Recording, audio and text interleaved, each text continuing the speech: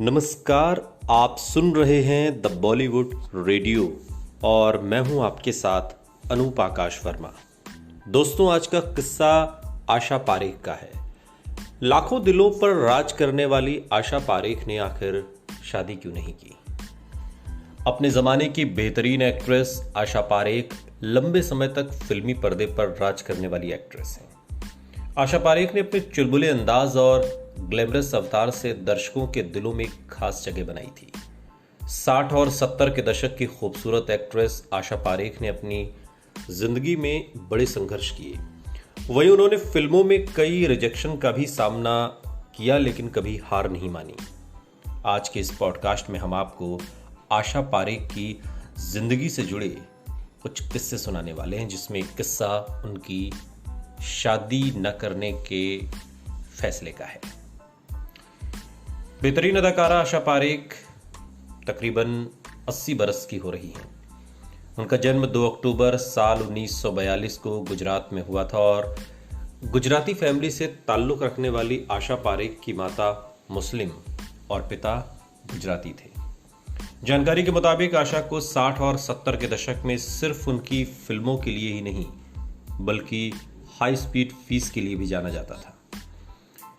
आशा अपने जमाने में सबसे अधिक फीस लेने वाली अभिनेत्रियों की लिस्ट में शुमार थी।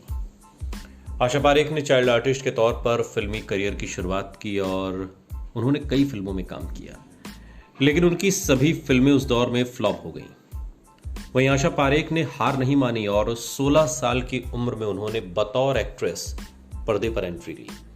लेकिन फिल्म गूंज उठी शहनाई के लिए निर्माता विजय भट्ट ने उन्हें रिजेक्ट कर दिया।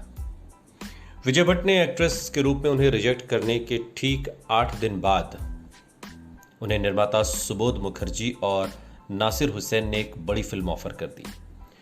फिल्म का नाम था दिल दे के देखो और उसमें आशा पारेख के अपोजिट शम्मी कपूर ने काम किया था। ये फिल्म आशा पारेख के करियर की बेहतरीन फिल्म साबित हुई और उन्होंने इसके बाद कभी पीछे मुड़कर नहीं देखा। उन्होंने अपने जमाने के कई अलग फिल्मों में काम करके अपनी एक अलग पहचान बनाई और एक अमिट छाप छोड़ी। आशा पारेख ने एक बार अपने इंटरव्यू में इस बात को स्वीकार किया था कि उनकी ऑन स्क्रीन छवि कुछ इस कदर बन गई थी कि पुरुष उनसे बातचीत करने में कतराते थे।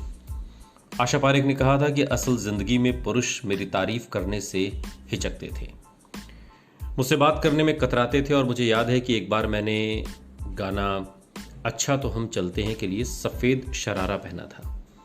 फिल्म के डायरेक्टर जे ओम प्रकाश साहब थे और उन्होंने मुझे कहा कि तुम बहुत अच्छी लग रही हो। आशा ने बताया था कि इतना ही नहीं, वो वैसा ही सफ़ेद शरारा अपनी बेटी पिंकी के लिए भी लेकर आए थे। तो लाखों दिलों की धड़कन आशा पारेख रियल लाइफ में बिल्कुल अकेली है। आशा पारेख ने कभी शादी नहीं की। हालांकि आशा को शादी न करने का कोई अफसोस नहीं है। हालांकि ऐसा नहीं था कि आशा पारेख शादी नहीं करना चाहती थी। खबरों की माने तो आशा पारेख नासिर हुसैन के साथ रिलेशनशिप में थी, लेकिन वो पहले से ही शादीशुदा थे और आशा अपने रिश्ते को एक नया मुकाम देने में नाकामयाब रही।